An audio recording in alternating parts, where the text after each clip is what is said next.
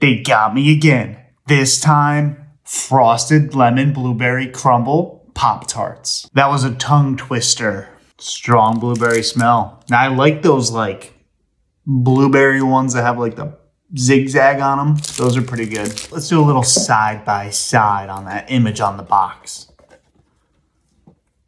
All right, that's pretty spot on there, I'd say. The toaster really brings out the chemicals.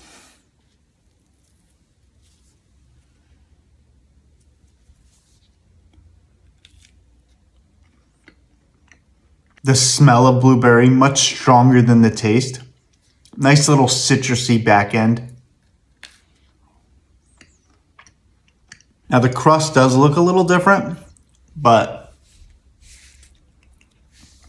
it tastes very much the same. Good, bad, trash. Overall, a pretty solid Pop-Tart. Not my favorite, but still pretty good. Like, subscribe. See you on the next one.